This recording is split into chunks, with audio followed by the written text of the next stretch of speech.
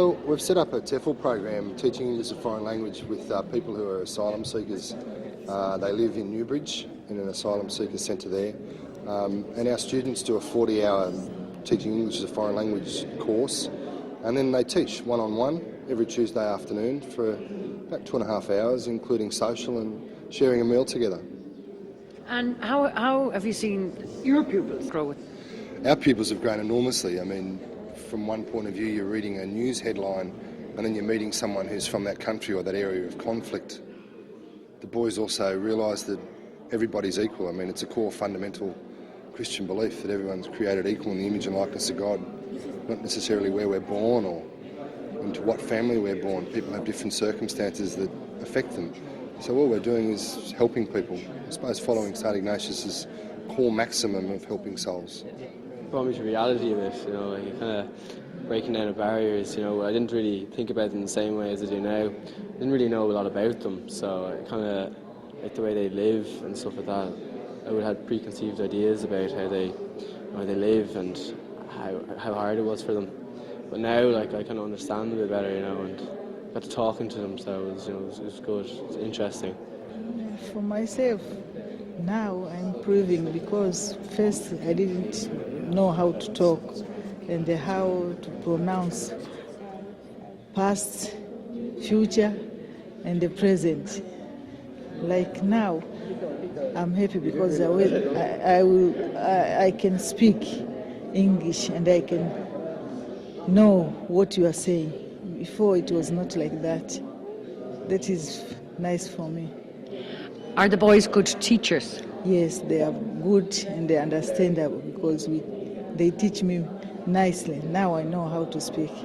Did it open up your eyes? Yeah, it really did now, like just hearing all the shocking stories about like the countries that the students come from and all the horrible things that they've had to deal with.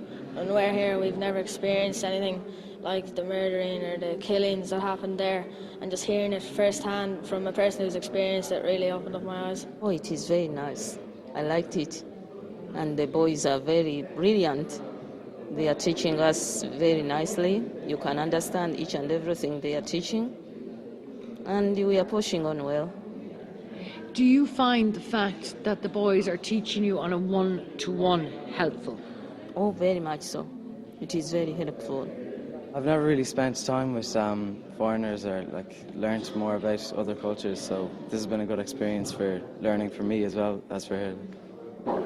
Conor, you only found out a few minutes really before the lesson started that your pupil had been deported. How did that make you feel? Or where was she from? She was from Niger, country in Northern Africa, and literally about 10 minutes before the lesson was about to start, Mr. Clark informed us that there was two students that had been deported last week, and I wasn't sure if it was mine or not. And when all the students were getting off the bus, I realised mine wasn't there, and Mr. Clark informed me that it was my student. How did that make you feel?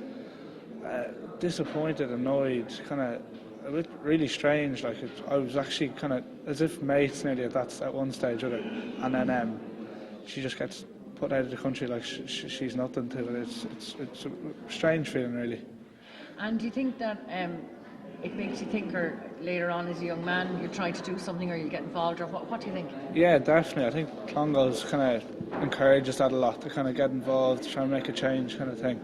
And there's nothing I could do about it at the minute, and I don't know what to think of it really, but I'd say as I get older that this kind of stuff will get to me even more and more, and hopefully I'll go and try and do something about it.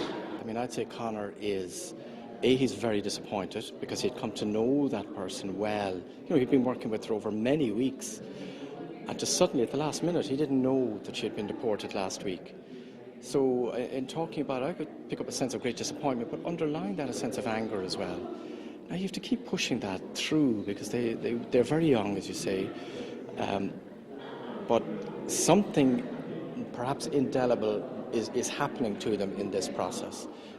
I think the crucial thing is that they're coming to respect people from a different culture, and the awful kind of, I suppose, caricature. You hear this thing, these protests in the streets about foreigners coming and taking our jobs. My hope is these people won't be saying that they'll be advocates, really struggling for recognition of the rights of these people. Some of them are coming from horrendous situations that we couldn't even begin to imagine. So I would say in terms of justice, it will certainly do a huge amount. The challenge we face in all our programmes, okay, the preparation is very well done, the actual programmes are well done, be it in Lesotho or South Africa or here, be it with those who suffer from serious disability, or then we have asylum seekers. They're very good, positive experiences, and they will change them. It's the reflection on that experience then, getting them to see it in the context of faith. This is what the church is about, that somehow or other this is what the person of Jesus Christ really wants. I've come that there may be one and all may be one. That's challenging.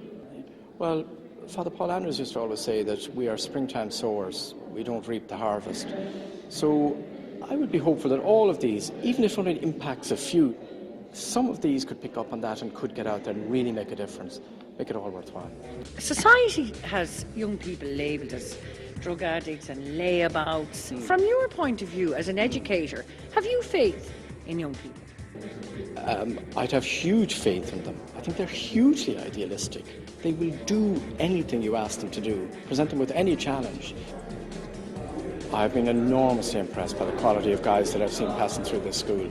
They have abilities and talents, the ability to speak in public, to speak out, to reflect. So I am hugely hopeful for the future. Now the linking of that to church, to Jesus Christ, that's a challenge.